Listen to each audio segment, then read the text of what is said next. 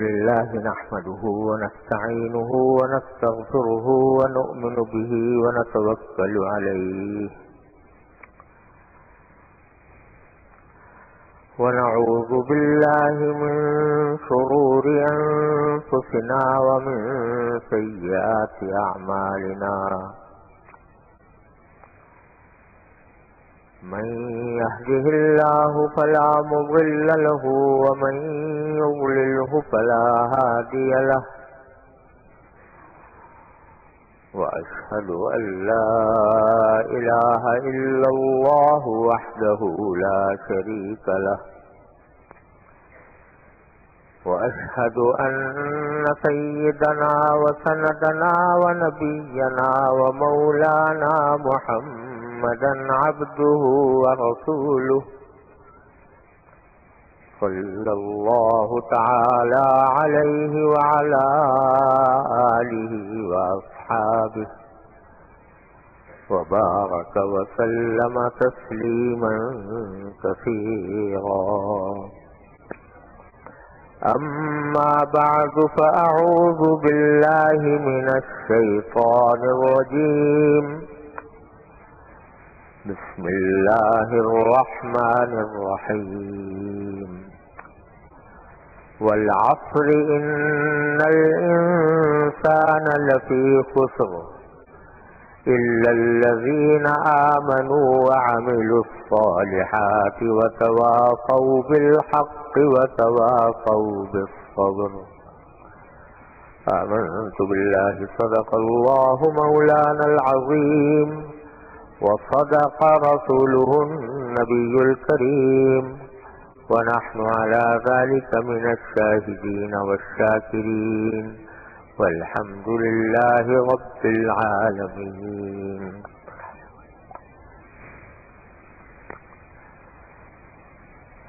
بزرگان محترم اور برادران عزیز، السلام علیکم ورحمۃ اللہ وبرکاتہ. ابھی میں نے قرآن کریم کی سورۃ العصر کی تلاوت کی ہے اور مختصر وقت میں اس کی تھوڑی سی تشریح اور تفسیر عرض کرنی ہے. اللہ تبارک و تعالی اپنی رضا کے مطابق بیان کرنے کی توفیق عطا فرمائے. یہ سورت ایک مختصر سی سورت ہے اور اس کے الفاظ اگر دیکھے جائیں تو تھوڑے سے ہیں، لیکن اپنے اندر بڑی عظیم ہدایت رکھتی ہے. اور حضرات صحابہ کرام رضی اللہ تعالی عنہم سے منقول ہے کہ جب کبھی وہ کسی مجلس میں بیٹھتے تو مجلس ختم ہونے سے پہلے، جدا ہونے سے پہلے اس سورت کی تلاوت کرتے تھے. مقصد یہ تھا کہ اس سورت میں اللہ تبارک و تعالی نے جو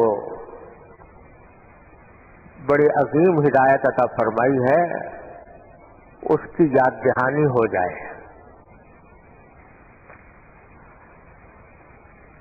سورت کا ترجمہ یہ ہے، باری تعالیٰ فرماتے ہیں والعصر ان الانسان لفی خسر، زمانے کی قسم. اللہ تعالیٰ نے زمانے کی اور وقت کی قسم کھا کر یہ بات فرمائی ہے کہ ان الانسان لفی خسر، انسان بڑے گھاٹے میں ہے، خسارے میں ہے، نقصان میں ہے. تمام انسان خسارے میں ہیں سوائے ان لوگوں کے الا الذین آمنوا وعملوا الصالحات وتواصوا بالحق وتواصوا بالصبر، سوائے ان لوگوں کے جو ایمان لائے اور انہوں نے نیک عمل کیے اور ایک دوسرے کو حق کی وصیت اور نصیحت کی اور ایک دوسرے کو صبر کی نصیحت اور وصیت کی. یعنی یہ بتلایا کہ ہر انسان خسارے میں ہے سوائے ان کے جنہوں نے یہ 4 کام کیے ہوں: ایمان، عمل صالح یا نیک عمل، اور حق کی ایک دوسرے کو نصیحت کرنا، حق اور صبر کی ایک دوسرے کو نصیحت کرنا. جو لوگ یہ 4 کام کریں گے وہ تو اس خسارے سے محفوظ رہیں گے، اور باقی سب لوگ خسارے میں ہیں. اور یہ بات اللہ تبارک و تعالی نے فرمائی ہے. والعصر، عصر زمانے کو کہتے ہیں، وقت کو کہتے ہیں. وقت کی قسم کھا کر یہ بات فرمائی. ویسے تو اللہ تبارک و تعالی کو اپنی کوئی بات کہنے کے لیے قسم کھانے کی ضرورت نہیں.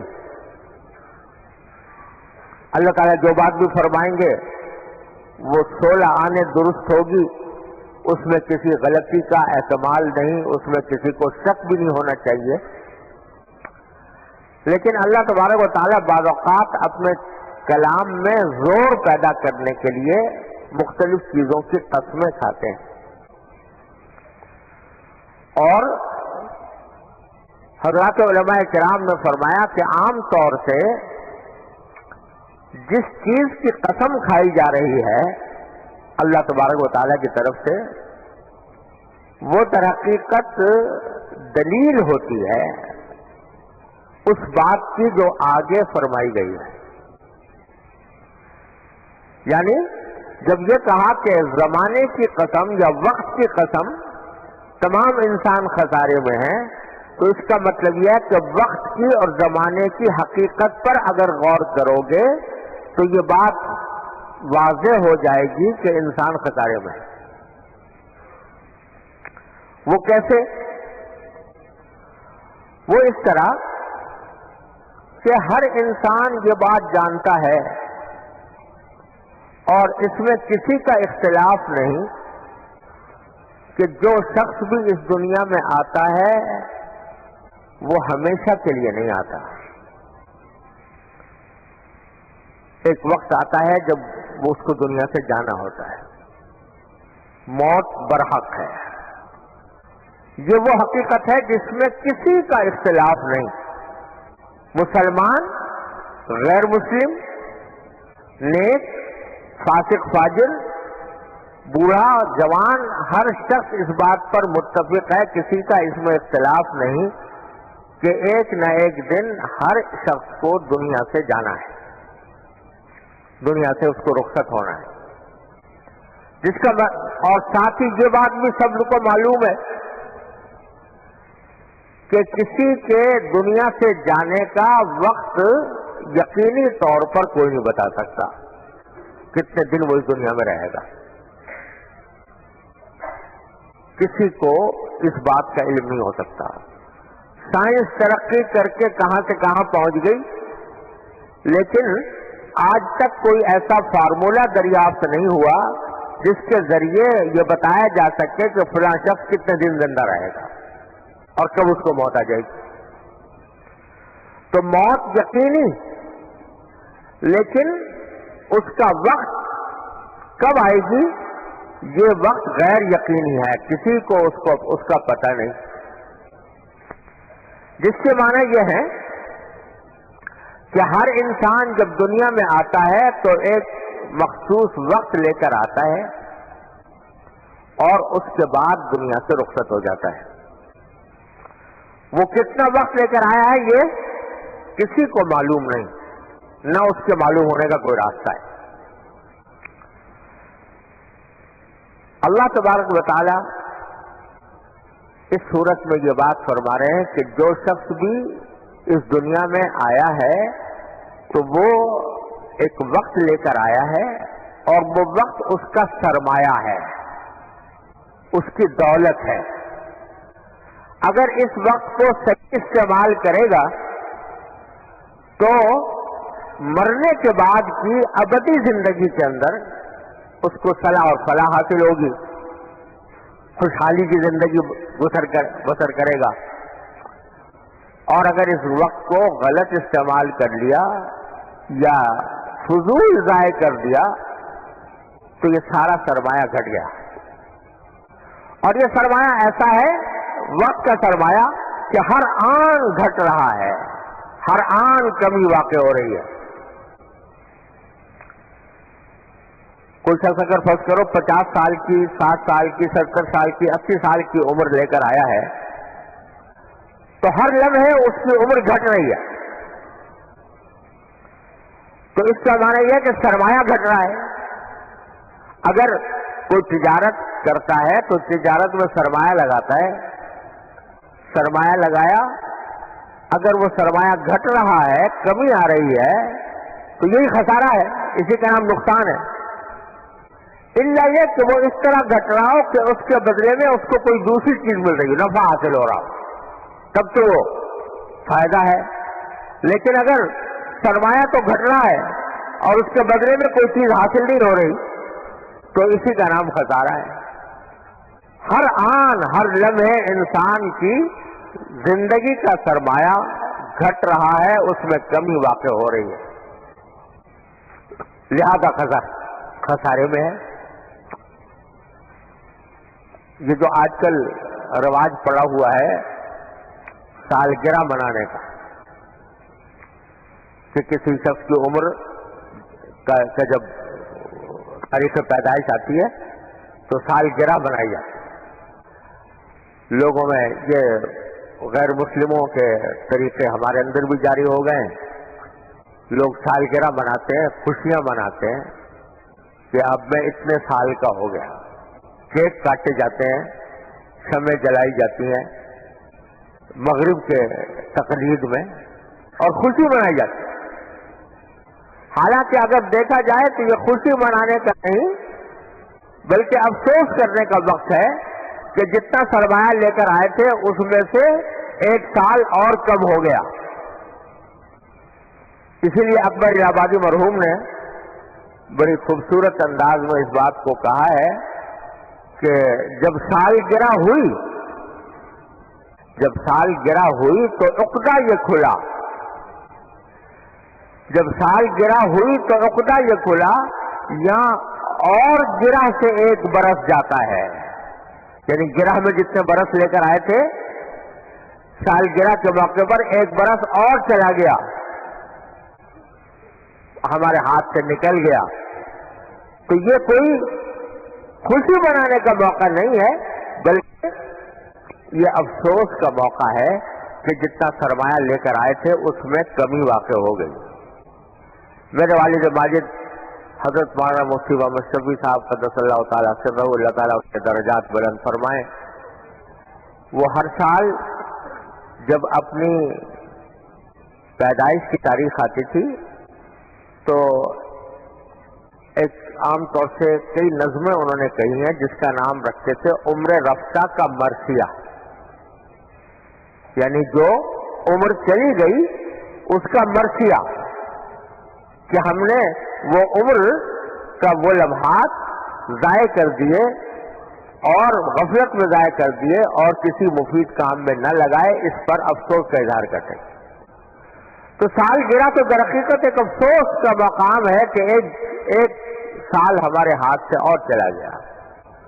تو اللہ تعالیٰ فرما رہے ہیں کہ یہ جو تمہیں زندگی کے لمحات ملے ہیں، یہ زندگی کے لمحات تمہارے لیے انتہائی قیمتی ہیں، بہت بڑا سرمایہ ہے. اس سرمایہ کو اگر صحیح استعمال کر لو گے تو پھر آخرت میں انشاءاللہ تعالی تمہارے لیے ابدی زندگی، خوشحال زندگی ہے. وَأَمَّا مَنْ ثَقُلَتْ مَوَازِينُهُ فَهُوَ فِي عِيشَةٍ رَاضِيَةٍ، وہ ایک خوشحال زندگی کے اندر انسان بسر کرے گا. اور اگر ان کو بیکار ضائع کر دیا تو گویا سارا سرمایہ لٹا دیا. میرے والد ماجد رحمۃ اللہ علیہ ایک واقعہ سنایا کرتے تھے کہ ڈھاکہ میں ایک نواب صاحب تھے، ڈھاکہ جو آج بنگلہ دیش کا دارالحکومت ہے. وہاں ایک نواب صاحب تھے, بہت رئیس تھے, بڑے زمیندار تھے, بڑے مال و دولت والے تھے. جب ان کا انتقال ہوا تو بہت بڑا سرمایہ چھوڑ کر گئے, بہت بڑا سرمایہ چھوڑ کر گئے. ان کا ایک بیٹا تھا اور ایک بیٹی تھی, وہ دونوں اس سارے سرمایہ کے وارث بنے. ساری دولت ان کے قبضے میں آ گئی. لیکن دولت کا استعمال کس طرح کیا کہ ایک مرتبہ جو صاحبزادے تھے, نواب صاحب کے صاحبزادے, نوابزادے, وہ کہیں ماچس جلا رہے تھے. تو ماچس جلاتے وقت, دیا سلائی لگاتے وقت جب شعلہ اٹھا تو اس کی بو پسند آ گئی. اس میں سے جو ایک بو نکلتی ہے وہ پسند آ گئی کہ یہ بڑی مزیدار خوشبو ہے. نتیجہ یہ کہ انہوں نے, ان کا سارا مشغلہ یہ ہو گیا کہ ماچسیں خریدتے اور اس کو جلاتے اور اس کی خوشبو سونگتے. روز معلوم ہوا کہ روزانہ ماچسوں کے ڈھیر آ رہے ہیں اور صاحبزادے اس خوشبو کو سونگنے کے شوق میں وہ ماچسیں جلا رہے ہیں, دیا سلائی لگا رہے ہیں اور اس کی خوشبو سونگ رہے ہیں. یہاں تک کہ اس زمانے کے لحاظ سے سینکڑوں ہزاروں روپیہ روزانہ ماچسیں جلانے کے وقت خرچ ہو. صاحبزادی جو تھی وہ ایک مرتبہ کہیں بازار میں کپڑا خریدنے کے لیے گئی تو ریشمی کپڑا خریدا. تو جو بیچنے والا تھا اس نے کپڑے کو پھاڑ کر, ناپ کر کہ جتنا کپڑا خریدنا تھا وہ ناپ کر, اس کو بیچ میں سے پھاڑتے ہیں تو اس کو پھاڑ کر دیا. تو صاحبزادی کو وہ کپڑا پھاڑنے کی آواز پسند آ گئی کہ یہ کپڑا پھاڑنے سے جو آواز نکل رہی ہے یہ بڑی بہترین آواز ہے. اس کا شوق, اس آواز کو سننے کا شوق پیدا ہو گیا. چنانچہ انہوں نے جو اپنی دولت کا استعمال اس طرح کیا کہ روزانہ تھان کے تھان آ رہے ہیں ریشمی کپڑوں کے اور ان کو پھاڑا جا رہا ہے. ایک نوکر اس کام پر لگا ہوا ہے کہ بھائی روزانہ تم یہ کپڑے کو, تھان کو نکالو اور پھاڑو. وہ پھاڑتے اور صاحبزادی جو ہیں اس کی آواز سے لطف اندوز ہوتی تھی. یہاں تک کہ سارا سال یہ سلسلہ جاری رہا. وہ ماچسوں پر دولت برباد کرتے رہے اور یہ کپڑا پھاڑنے پر دولت برباد کرتی رہی, یہاں تک کہ سارا کا سارا سرمایہ ختم ہو گیا. اور ختم ہونے کے بعد یہ دونوں اتنے قلاش ہو گئے, دیوالیہ ہو گئے, اتنے مفلس ہو گئے کہ اسی بیگم بازار کے نام سے ایک بازار ہے, اس میں جا کر بھیک مانگا کرتے تھے. تو سارا سرمایہ, اتنا بڑا سرمایہ جو نواب صاحب چھوڑ کر گئے تھے وہ اس فضول مشغلے میں ضائع کر دیا. دولت ختم ہو گئی اور بھیک مانگنے پر مجبور ہوئے. آج اگر ہم جب یہ واقعہ بیان کرتے ہیں, یہ قصہ بیان کرتے ہیں تو ہنسی آتی ہے کہ کیسے بیوقوف لوگ تھے, کیسے احمق تھے کہ کتنی بڑی دولت ضائع کر دی. لیکن اگر دیکھا جائے تو ہم اور آپ اپنی زندگی کے سرمایہ کو بھی اسی طرح ضائع کر رہے ہیں. یہ سرمایہ ایسا ہے کہ ایک لمحہ, ایک منٹ, ایک منٹ اس کا قیمتی ہے. اگر ایک لمحے میں زبان سے ایک مرتبہ آپ سبحان اللہ کہہ دیں, دل سے ایک لمحے میں کہہ دیا, حدیث میں آتا ہے کہ سبحان اللہ کہنے سے میزان عمل کا آدھا پلہ بھر جاتا ہے. اتنی بڑی دولت ہے ایک مرتبہ سبحان اللہ کہہ دینے سے. اور الحمدللہ کہہ دینے سے تملأ المیزان, حدیث میں آتا ہے کہ یہ میزان عمل کو بھر دیتا ہے یہ الحمدللہ کا کلمہ. تو یہ اوقات زندگی جو اللہ تبارک و تعالی نے ہمیں اور آپ کو عطا فرما رکھے ہیں, اگر ان کا صحیح استعمال ہو اور اس کو اللہ تعالیٰ کے ذکر میں، اللہ تعالیٰ کی اطاعت میں استعمال کریں تو ایک ایک لمحے میں خزانے جمع ہو رہے ہیں، منافع کے آخرت کے اندر منافع کے خزانے جمع ہو رہے ہیں۔ لیکن ہم ہیں کہ بے پرواہی میں، فضول مشغلوں میں، لا یعنی کاموں میں ان اوقات کو ضائع کر رہے ہیں۔ یہ ہے وہ حقیقت جو قرآن کہتا ہے کہ انسان لفی خسر، انسان بڑے خسارے میں ہے۔ اللہ تعالیٰ نے یہ بڑی نعمت دی ہے، زندگی کی نعمت بڑی نعمت ہے، اسی لیے اللہ تبارک و تعالیٰ نے موت کی تمنا کرنے سے منع کیا۔ حدیث میں نبی کریم صلی اللہ علیہ وسلم فرماتے ہیں کہ موت کی کوئی تمنا نہ کرے، لا تمنا الموت لضر نزل به۔ بعض اوقات کسی کو کوئی پریشانی پیش آتی ہے، کسی کو کوئی تکلیف ہوتی ہے، اس کی وجہ سے بعض اوقات دعا کرنے لگتا ہے، تمنا کرنے لگتا ہے کہ اس سے اچھا تو موت ہی آ جاتی۔ تو حدیث میں نبی کریم صلی اللہ علیہ وسلم نے موت کی تمنا کرنے سے منع فرمایا اور خودکشی کو حرام قرار دیا، اپنے آپ کو قتل کر دینا، خاص کتنی ہی مصیبت تمہیں معلوم ہو رہی ہو، خودکشی کرنا کسی حالت میں بھی جائز نہیں، حرام ہے، بالکل حرام موت ہے، خودکشی کرنے والے کی موت حرام موت ہے۔ لیکن کیوں ہے یہ؟ اس لیے کہ یہ لمحات زندگی جو ملے ہوئے ہیں، اگر ان کا صحیح استعمال کر لے آدمی تو اس کی ساری گند کٹ سکتی ہے۔ بعض اوقات ایسا ہو سکتا ہے کہ ایک لمحے میں انسان جہنم کے 7ویں طبقے سے نکل کر جنت کے اعلیٰ ترین طبقے میں پہنچ جائے۔ 70 سال پرانا کافر ہے، گنہگار ہے، فاسق و فاجر ہے، ہر طرح کے گناہوں میں مبتلا ہے، لیکن 70 سال کے بعد ایک لمحے میں اگر وہ اللہ تبارک و تعالیٰ سے رجوع کر کے صدق دل سے معافی مانگ لے، توبہ کر لے، استغفر اللہ ربی من کل ذنب واتوب الیہ، اے اللہ میں آپ سے تمام گناہوں کی معافی مانگتا ہوں اور توبہ کرتا ہوں، تو 70 سال کی زندگی کے سارے عمل اللہ تعالیٰ ختم کر کے اس کو جنت میں پہنچا دیتے۔ تو یہ زندگی کا ایک ایک لمحہ اتنے قیمتی ہے۔ آج کل ایک مسئلہ چلا ہوا ہے جس کو کہتے ہیں مرسی کلنگ انگریزی میں، یعنی ایک شخص ہے جو بہت سخت بیمار ہے اور درد کی شدت میں مبتلا ہے، کوئی تکلیف میں مبتلا ہے، تو بعض لوگ یہ کہتے ہیں کہ اس کو اس تکلیف سے نجات دینے کے لیے کوئی ایسا انجیکشن لگا دو کہ اس کو جلدی موت آ جائے۔ اس کو کہتے ہیں کہ یہ ہم اس کے اوپر ترس کھا کر اس کو زندگی سے محروم کر رہے ہیں، زندگی اس کی ختم کر رہے ہیں تاکہ اس کی تکلیف ختم ہو جائے۔ تکلیف ختم کرنے کے لیے تو کہتے ہیں مرسی کلنگ، یعنی یہ رحمت کا قتل ہے، کہ قتل تو ہے لیکن یہ اس لیے ہے تاکہ اس کے اوپر رحم کھایا جائے، ترس کھایا جائے۔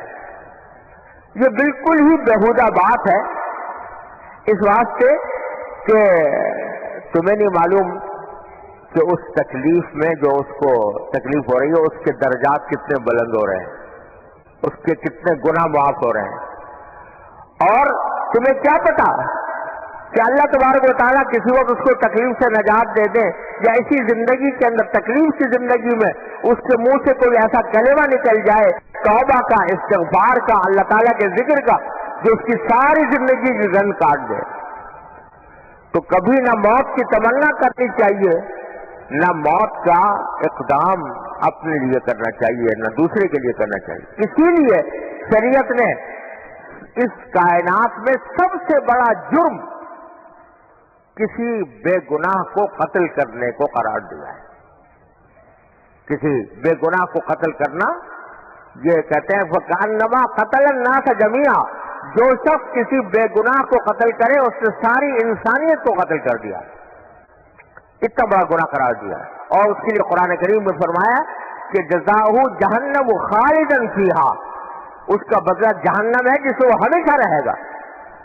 اتنے بڑے الفاظ استعمال کیے ہیں، کیوں؟ اس لیے کہ تم نے اس کی زندگی کا خاتمہ اپنے ہاتھ سے کرنے کی کوشش کی. اگر تم یہ نہ کرتے تو پتہ نہیں وہ کتنے اپنے درجات کما لیتا اپنی زندگی کے اندر. تو اس لیے زندگی کا ایک ایک لمحہ بڑا ہی قیمتی ہے. اس کی قدر پہچانو, اس کو صحیح مصرف میں خرچ کرنے کی کوشش کرو اور فضولیات سے اپنے آپ کو بچاؤ. اس ایک ایک لمحے کو چلتے پھرتے اٹھتے بیٹھتے جو بھی کام کر رہے ہو, اگر اللہ تبارک و تعالیٰ کے ذکر میں صرف کرو تو یہ سارا وقت تمہارا کام میں لگ رہا ہے اور اس کے بدلے میں اللہ تبارک و تعالیٰ کا قرب حاصل ہو رہا ہے. ایک حدیث میں آتا ہے کہ ایک صحابی نے نبی کریم سرور عالم صلی اللہ علیہ وسلم سے پوچھا کہ یا رسول اللہ, مجھے کوئی مختصر نصیحت فرما دیجیے, مختصر نصیحت فرما دیجیے.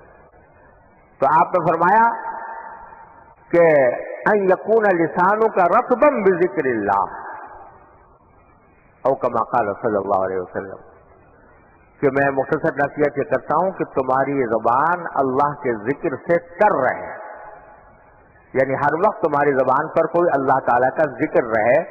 یہ نصیحت کرتا ہوں مختصر. یہ کیوں؟ تاکہ یہ لمحات زندگی کسی نہ کسی کام میں لگتے رہے, آخرت کے کام میں لگتے رہے. کچھ وقت تو ایسا ہوتا ہے جس میں الحمدللہ ہر مسلمان کو توفیق ہو جاتی ہے, نماز کا وقت ہے, نماز کے لیے آ گیا, رمضان کا مہینہ ہے تو روزے رکھ لیے. یہ وہ وقت, وہ تو باقاعدہ عبادتیں کرتا ہی ہے. لیکن چلتے پھرتے اٹھتے بیٹھتے جو اوقات ہم گزار رہے ہیں ان کو بھی اپنی آخرت کا ذخیرہ بنانے کے لیے اللہ تبارک و تعالیٰ کا ذکر جو زبان پر آ جائے, سبحان اللہ, الحمدللہ, لا الہ الا اللہ, درود شریف, اللہ تعالیٰ کا شکر, اللہ تعالیٰ سے دعا بھی اللہ تعالیٰ کے لیے, اللہ تعالیٰ سے مانگنا یہ بھی ایک ذکر کا شعبہ ہے. تو قرآن کریم جو فرما رہا ہے کہ اس اوقات زندگی کو اپنے غنیمت سمجھو, اور غنیمت سمجھو کہ اگر یہ بیکار ضائع ہو گئے تو بہت بڑا عظیم خسارہ ہے. تو اس خسارے سے بچنے کا راستہ یہ بتایا کہ ایمان ہو, عمل صالح ہو, نیک عمل ہو, گناہوں سے اجتناب ہو, اللہ تعالیٰ کی اطاعت ہو, اور صرف اتنا ہی کافی نہیں بلکہ ایک دوسرے کو حق کی اور صبر کی نصیحت بھی کریں. حق کی نصیحت یہ کہ جو نیک کام ہیں ان کی نصیحت کی جائے, اور صبر کی نصیحت یہ کہ صبر کے معنی ہے اپنے نفس کو روکنا, گناہوں سے روکنا.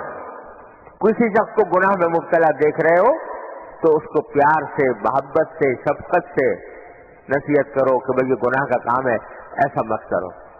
تو انسان کی ذمہ داری یہ بھی ہے کہ خود بھی نیک بنے اور اپنے اعمال کو اللہ تعالیٰ کی مرضی کے مطابق بنائے, اور دوسروں کو بھی حق کی اور صبر کی نصیحت کرے. یہ چار کام کر لیے, ایمان درست ہو گیا, نیک عمل ہو گئے, اور دوسروں کو نصیحت حق اور صبر کی ہو گئی, تو فرماتے ہیں باری تعالیٰ کے خسارے سے بچ جاؤ گے, ورنہ تو خسارہ ہی خسارہ ہے. یہ سارا زندگی کا سرمایہ ضائع ہو گیا. اللہ تبارک و تعالیٰ اپنے فضل و کرم سے, اپنی رحمت سے ہمیں اپنے اوقات زندگی کی صحیح قدر پہچاننے کی توفیق عطا فرمائے, اور اس کو اپنی رضا کے کاموں میں صرف کرنے کی توفیق عطا فرمائے. وآخر دعوانا الحمدللہ رب العالمین.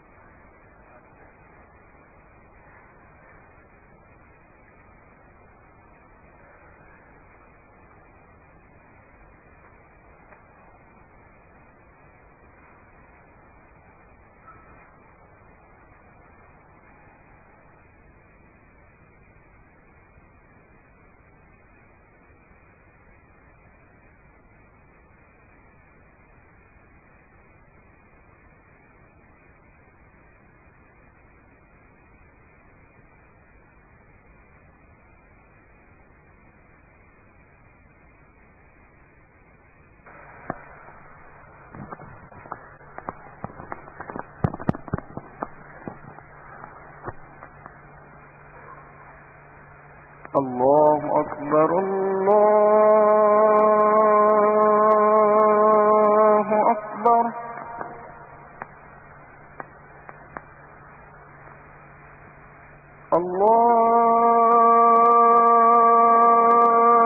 الله أكبر الله أكبر.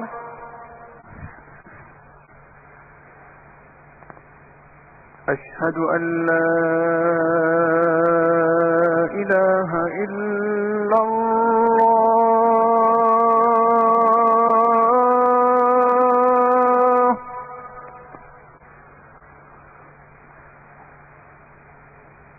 أشهد أن لا إله إلا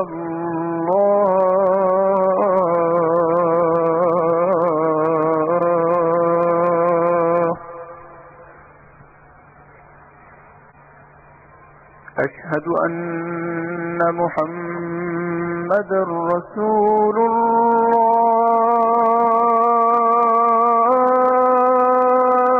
الله.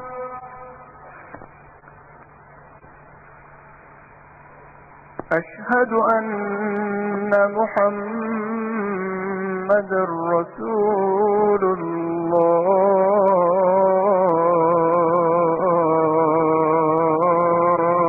الله.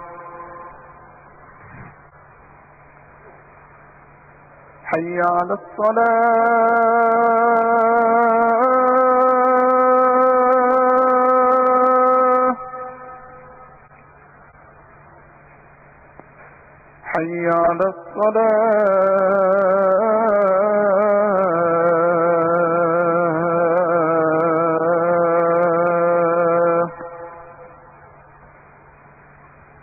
حي على الفلاح.